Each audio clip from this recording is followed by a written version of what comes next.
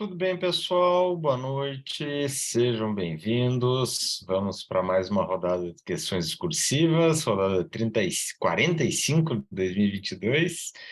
Já foram 44 rodadas, 45 encerramos já, agora só falta a nossa aula de resolução. E eu selecionei, pessoal, dessa rodada uma questão de direito tributário, um tema muito recentemente julgado pelo Supremo Tribunal Federal, bem interessante, diz respeito à forma de contagem simultânea das anterioridades de exercício nonagesimal e a forma também de aplicação no contexto envolvendo o IPVA, que interessa a todos nós aí que pagamos em relação aos nossos veículos. Boa noite aqui no chat, pessoal. Vou compartilhar como de praxe aqui o nosso slide com o enunciado para todo mundo se situar aqui, e aí avançaremos para examinar a nossa questão aqui. Então, pessoal, o caso concreto que for trazido aqui, eu selecionei uma, como sempre, né? Eu seleciono uma ou duas discursivas aí por semana. Selecionei, como eu disse, essa aqui de tributário, para a gente estar sempre variando também aí as matérias.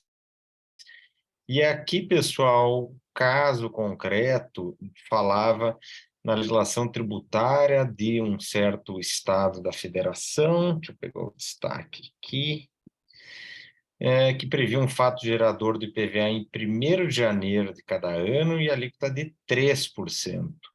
Veio, então, a Lei XYZ, editada pelo mesmo ente em 15 de dezembro de 2021, disse que a alíquota básica passaria a ser de 4%, então houve uma majoração da alíquota, e que no exercício financeiro 2022, o seguinte, fato gerador ocorreria não em 1º de janeiro, mas sim em 1º de abril de 2022. E só naquele ano, nos demais, voltaria para 1º de janeiro.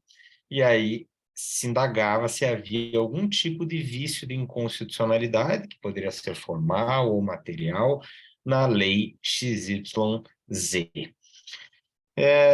Pessoal, como adiantei, né, foi um julgamento do Supremo bem importante, bem interessante, bem importante, envolvendo o IPVA, envolvendo também princípio da anterioridade, forma de contagem, tem, portanto, um alcance maior, embora, né, já aqui em relação ao IPVA tenha um interesse muito grande, né, porque abre aí um precedente bem interessante para eventuais alterações que venham, inclusive, pelos demais entes. O caso julgado envolvia uma lei paranaense, mas a situação acontece Brasil afora e pode acontecer ainda mais agora, como nós vamos ver, com o entendimento que o Supremo adotou.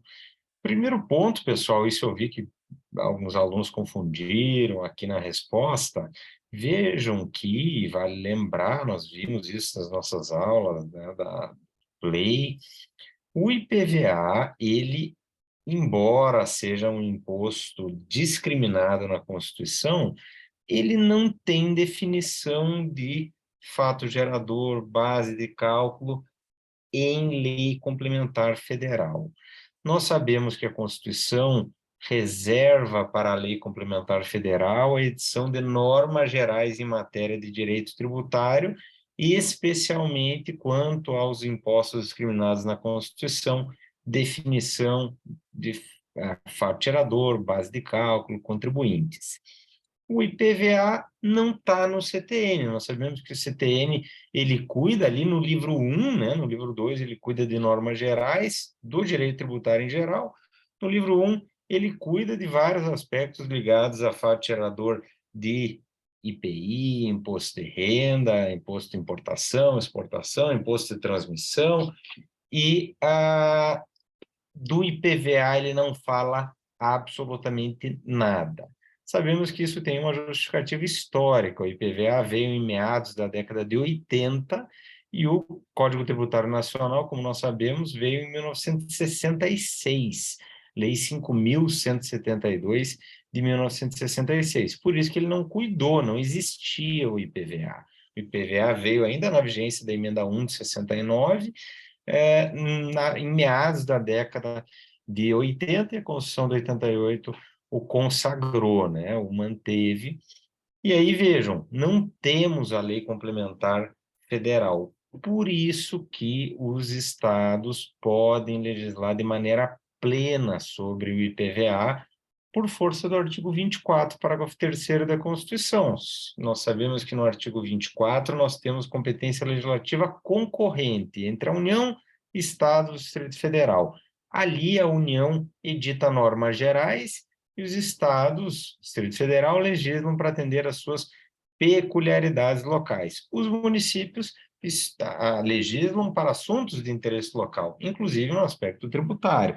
Devem, logicamente, também observância às normas gerais de direito tributário. O problema é quando não há ainda essa norma geral, essa lei com as normas gerais, como que fica o exercício de uma competência legislativa dos estados, do Distrito Federal, aqui no que nos interessa. Esses entes têm competência legislativa plena. Quando sobrevier a lei complementar federal, se sobrevier, suspende-se a execução da legislação local que seja com ela incompatível. Trocando em miúdos, nós não temos lei complementar federal tratando do IPVA, definindo normas gerais, definindo fato gerador, base de cálculo, sujeito passivo, nada. Fica para cada estado, logicamente, com o imposto federal, definir esses aspectos. E um desses aspectos diz respeito ao fato gerador, em particular, aspecto temporal do fato gerador. O fato gerador nós sabemos que tem um aspecto quantitativo, um aspecto subjetivo, sujeito ativo, sujeito passivo, um aspecto material, um aspecto temporal, além de um aspecto espacial também. E aqui nos interessa o aspecto temporal. Quando que ocorre o fato gerador? O fato gerador nós sabemos que é a propriedade de um veículo automotor. A Constituição já definiu o imposto nesses termos, né? Já delimita, de certo modo, a sua incidência. Mas quando que ocorre esse fato gerador? Estamos acostumados a um fato gerador do IPVA ocorrendo em 1º de janeiro de cada ano. Mas vejam que cada lei estadual, à míngua de uma lei federal, pode estabelecer o aspecto temporal desse fato gerador e aqui resolução do caso. Também, para a gente se situar ainda num aspecto introdutório, um passo introdutório, lembremos anterioridades, anterioridade de exercício, anterioridade nonagesimal, que entram para alguns doutrinadores no âmbito, né, do princípio da não surpresa no direito tributário, que também tem, claro, raiz aqui no princípio da segurança jurídica. Anterioridade de exercício veio com a Constituição ainda, né, de 88, a Constituição de 88 abandonou aquele princípio da anualidade, que tinha que estar na lei financeira, orçamentária, né, para o próximo ano, não temos mais o princípio da anualidade, o princípio da anterioridade de exercício veio já em 88, só que a anterioridade nonagesimal só existia para as contribuições sociais de seguridade social. Então, nós tivemos, né, o artigo 195, parágrafo 6º da Constituição, exigindo anterioridade nonagesimal, mas especificamente quanto às contribuições. Ou seja, com a Constituição de 88, nós não tivemos as duas anterioridades de maneira ampla. Só era ampla a anterioridade de exercício. Quando veio a emenda 42 de 2003, aí sim, como se viu que a anterioridade nonagesimal era uma garantia bem importante, que dava mais segurança jurídica em muitos casos do que a própria anterioridade de exercício, a reforma também incluiu essa garantia de maneira geral para todos os tributos. Artigo 150, inciso 3º, a linha C. Então, nós temos a conjugação dessas duas anterioridades. Já existia em 88 a de exercício, nonagesimal veio só com a emenda 42, reforma tributária de 2003, e quando ela veio, ela na verdade, né, importou uma ideia, importou uma garantia que já existia, só que era específica para as contribuições sociais de seguridade social, e que passou a ter abrangência ampla anterioridade de exercício. A anterioridade de exercício, no entanto, né, que nós sabemos que diz respeito à impossibilidade de cobrar um tributo que tenha sido instituído ou majorado no próprio exercício financeiro, ou seja, se ele foi instituído ou majorado, os efeitos devem se projetar só para o exercício financeiro seguinte, embora ele seja a garantia que se aplica de uma maneira geral a todos os tributos, constitucional, imposto de importação, imposto de exportação, IPI, IOF, além do imposto ordinário de guerra, do empréstimo compulsório, também nas mesmas circunstâncias. Quando veio a anterioridade nonagesimal como garantia geral para os contribuintes quanto a todos os tributos, também vieram as exceções. E dentre as exceções vieram imposto de importação, imposto de exportação, imposto de renda, IOF, e quanto ao IPVA e o IPTU, a alteração da respectiva base de cálculo. Isso significa o quê, pessoal? No que nós não temos ali nas exceções, vale a regra geral. A regra geral tem que observar a anterioridade de exercício, anterioridade nonagesimal. Nós temos impostos que não se sujeitam a nenhuma das anterioridades. Imposto de importação, imposto de exportação, IOF. Por outro lado, temos impostos que se sujeitam a uma e não se sujeitam a outra. O imposto de renda se sujeita à anterioridade de exercício, mas não se sujeita à anterioridade nonagesimal. O IPI é o inverso. Ele não se sujeita à anterioridade de exercício, mas se sujeita à anterioridade nonagesimal. E nós temos o caso específico do IPVA e do IPTU, que se sujeitam às duas anterioridades. Só não se sujeitam em relação à anterioridade nonagesimal no que diz respeito à atualização da base de cálculo, ou seja, no restante, o IPVA se sujeita a ambas as anterioridades. Isso era importante de assentar na resposta, né? E aí, vejam, a alíquota diz respeito à fixação da base de cálculo de IPVA? Não. Uma coisa é base de cálculo, outra coisa é alíquota, embora integrem, né, o aspecto quantitativo do fato gerador, são coisas distintas. Majorar a alíquota é uma coisa, atualizar a base de cálculo de IPVA e IPTU é outra coisa completamente diferente. No caso que nós apresentamos, o que houve? Majoração da alíquota de 3% foi para 4%. E aí, né, nós tínhamos uma situação que se sujeita tanto à anterioridade de exercício quanto à nonagesimal. A lei que implementara essa majoração da alíquota, a lei XYZ, ela foi editada em 15 de dezembro de 2021. Fato gerador, como a gente viu, tradicionalmente ocorre em 1º de janeiro, né, de cada ano. Então, viria ali em 1º de janeiro, de 2022, a anterioridade de exercício estaria cumprida? Sim, sem problema algum. O problema é que se o fato gerador viesse em 1º de janeiro de 2022, como tradicionalmente ocorre, como tradicionalmente acontece, o que nós teríamos? A impossibilidade de, no exercício de 2022, cobrar essa alíquota majorada de 4%. Porque quando ocorrer o fato gerador, qualquer alíquota vigente? 3%. Porque por conta da noventena, nós ainda não tínhamos a aplicabilidade dessa majoração dos 3%. Para contornar isso, o que fez o Estado, no caso concreto, julgado pelo Supremo Estado do Paraná?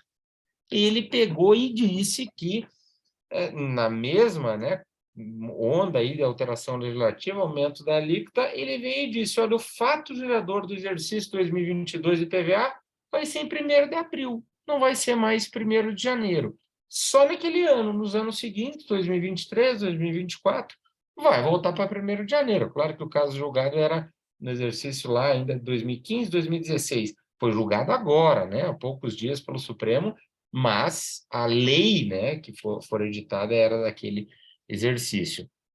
E aí vejam, pessoal, quando o legislador, observando a irretroatividade, porque ele está com uma lei anterior ao fato gerador, previu que o aspecto temporal se daria em 1º de abril de 2022, nós temos o respeito a um só tempo, com uma lei editada em 15 de dezembro, né, de 2021, respeito à irretroatividade, que é o 153A, né, veio antes do fato gerador, anterioridade de exercício, veio antes do exercício financeiro seguinte, então vai valer para 2022 por isso, e observou a anterioridade nonagesimal, porque de 15 de dezembro, contados aí 90 dias, nós chegamos lá em meados de março de 2022. Ou seja, em 1º de abril de 2022, quando se deu o fato gerador daquele exercício em relação ao IPVA, nós já tínhamos uma nova alíquota dos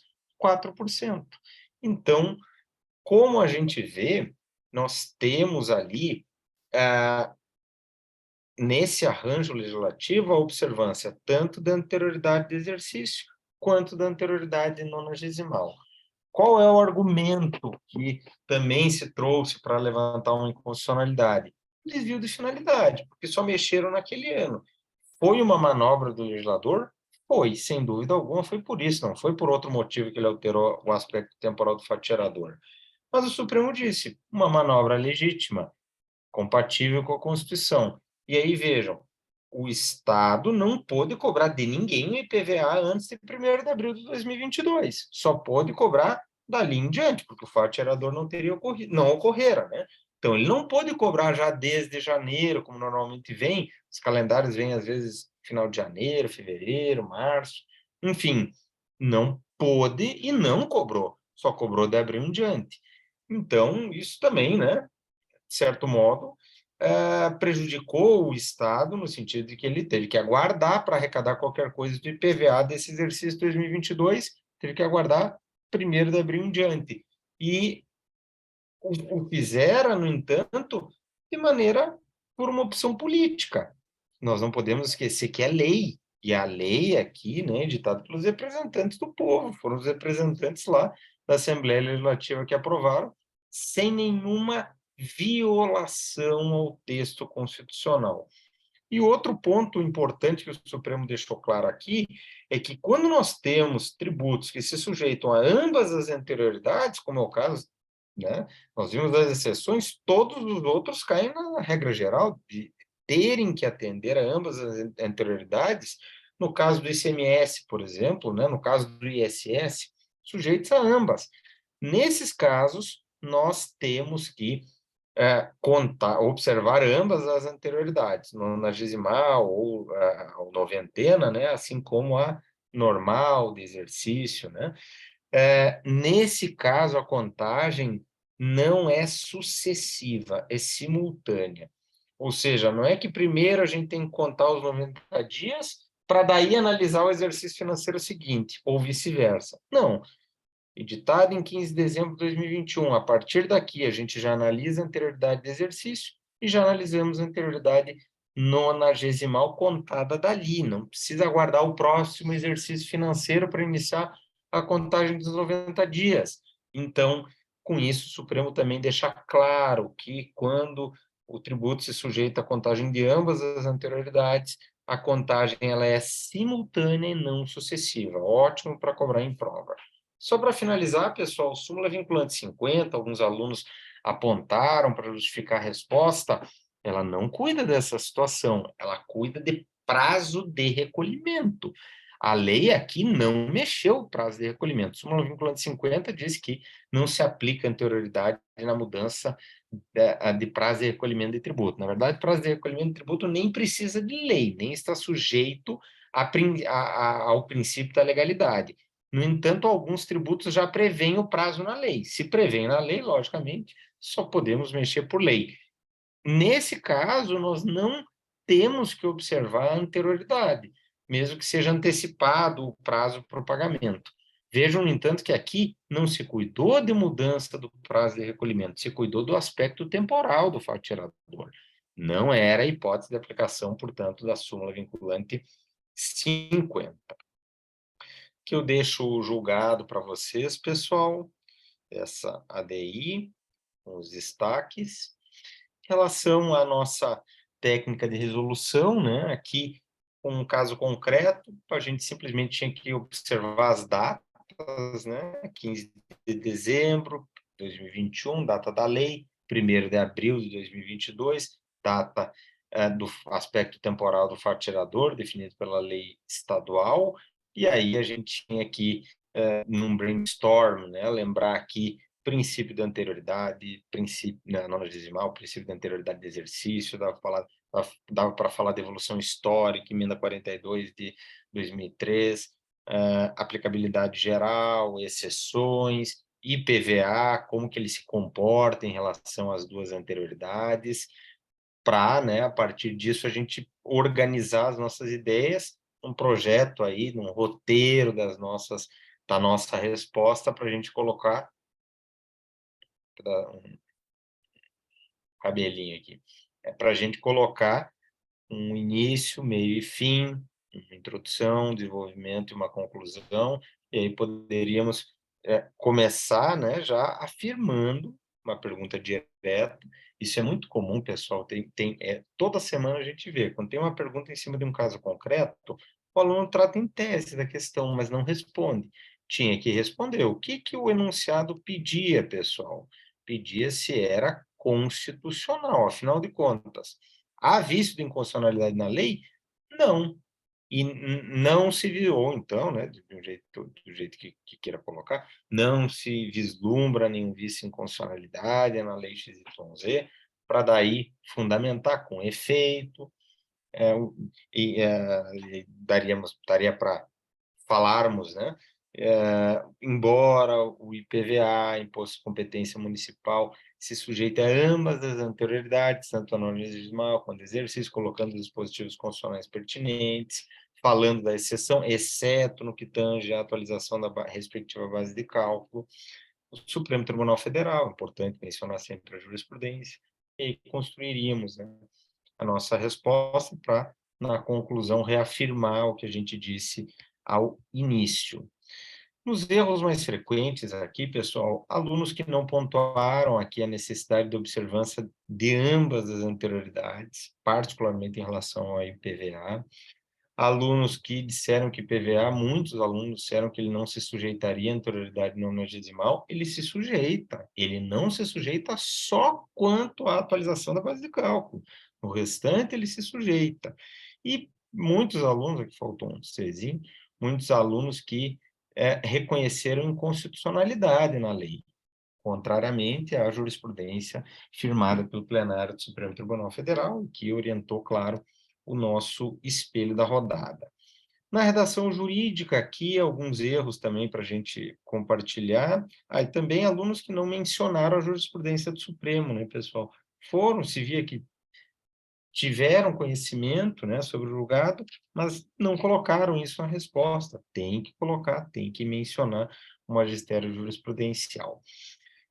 As referidas hipóteses trata, respectivamente, da erro de concordância, né? As referidas hipóteses tratam, respectivamente, da hipóteses em que não se aplica as referidas vedações. Aqui até um erro de digitação, ainda assim não aprova, traz desconto, né? Mas o principal, hipótese em que não se... E aqui eu copio ipsis literis, tá, pessoal? Pego das respostas e coloco ali no meu arquivo, para daí a gente ver aqui junto. Então, sempre boto o ipsis literis. Hipóteses em que não se aplica as referidas vedações. Hipótese em que não se aplicam as referidas vedações. As referidas vedações não se aplicam. O sujeito da oração é as referidas vedações, então o verbo tem que concordar. Tendo em vista que trata-se de um erro muito comum, e essa construção, tendo em vista que trata-se de, é muito comum, tendo em vista que se trata, o que chama próclise. não é caso de ênclise, tendo em vista que se trata de exceção ao princípio da anterioridade, né, numa construção com a próclise e não com a ênclise. Percebe-se que foram respeitadas a anterioridade anual e a anterioridade nonagesimal. Errada a crase. Não precisa, por conta aqui da construção. Percebe-se que foram respeitadas. O que foi respeitado? A anterioridade anual e a anterioridade nonagesimal. Foram respeitadas a anterioridade anual e a anterioridade nonagesimal. Não há preposição. A regência aqui não chama, né? Preposição, logo, é simplesmente um artigo, não é um a preposicionado que chamaria crase. Então, foram respeitadas a anterioridade e a anterioridade. Sem crase, inclusive aqui colocou crase na primeira, não colocou na segunda, né? Ou teria nas duas ou não teria em nenhuma, porque as duas são palavras femininas e diz respeito à mesma construção, ao mesmo verbo. Então, às vezes pensou, né? Vou errar uma, mas não erro as duas, né? Evito, estava na dúvida de errar as duas. Ok, pessoal, então foi essa a nossa questão discursiva da rodada 45 de 2022. Semana que vem viremos com a rodada de sentença federal da rodada 46, além da rodada 46, questões discursivas. Aguardo vocês, além, claro, das nossas aulas do Play. Para quem tem aula aí agora à noite, né, de Direito Processual Civil, professor Clécio, excelente aula, para aqueles que vão continuar também aí estudando, ótimos estudos. Bom restante de semana, fiquem com Deus, pessoal, um abraço, tchau, tchau.